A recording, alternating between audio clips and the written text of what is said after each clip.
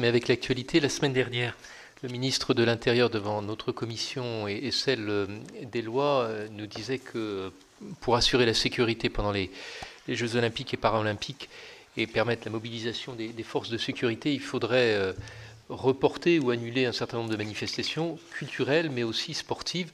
Je voulais savoir si vous aviez commencé le travail d'identification des manifestations sportives qui devraient être soit annulées, soit reportées, et notamment est-ce que des échanges ont déjà eu lieu avec ASO sur le Tour de France ou éventuellement avec la Ligue professionnelle de football sur le championnat qui démarre, si je ne m'en trompe pas, en août d'habitude.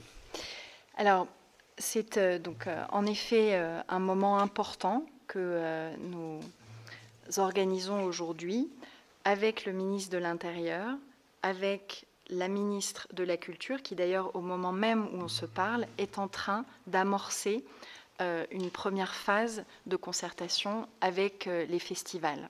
Nous travaillons avec l'ensemble des préfets et la DIJOP coordonne un exercice de recensement qui, sous l'autorité du cabinet de la Première ministre, nous conduit à regarder deux périodes complémentaires, celle qui va finalement correspondre à la période du relais de la flamme et celle qui va démarrer autour du 23, autour du 20 à peu près juillet, qui correspond à l'ouverture du village olympique et paralympique, et jusqu'au 8 septembre, qui est la date de clôture des Jeux paralympiques.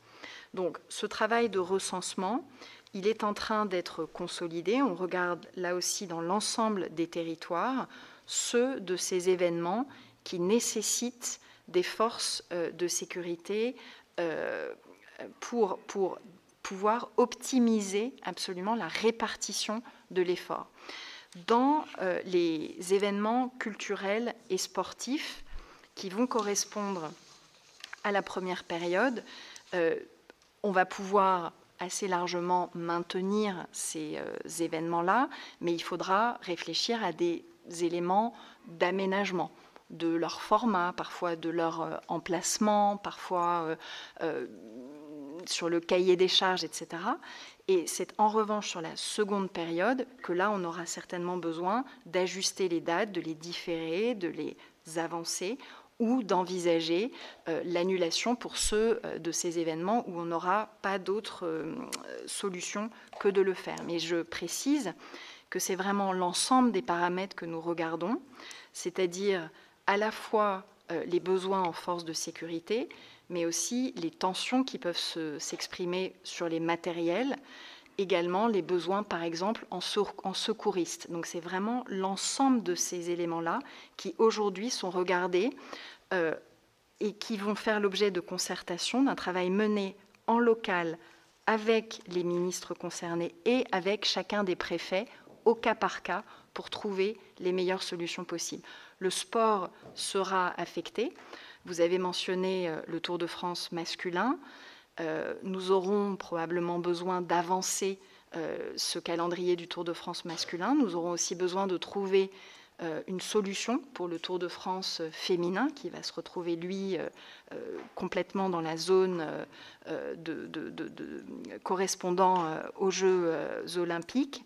Et nous allons aussi avoir besoin de travailler avec les ligues professionnelles, tant de rugby que de foot, pour l'aménagement du calendrier des compétitions sur le mois d'août. Nous aurons également un certain nombre de compétitions cyclistes qui seront à ajouter avec des championnats sur route. Donc c'est tout ça que nous sommes en train de recenser.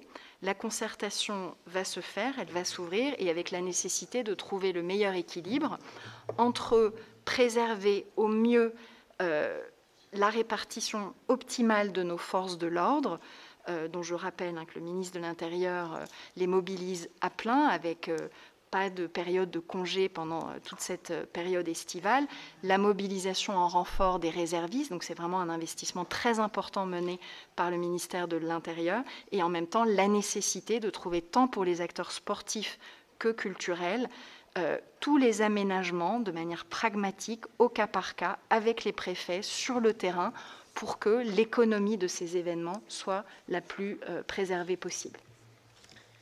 Merci Madame la Ministre pour la réponse, les nombreuses réponses que vous avez apportées à nos questions. Et donc nous nous retrouvons dans quelques jours dans l'hémicycle pour l'examen et le vote, surtout sur les crédits du sport.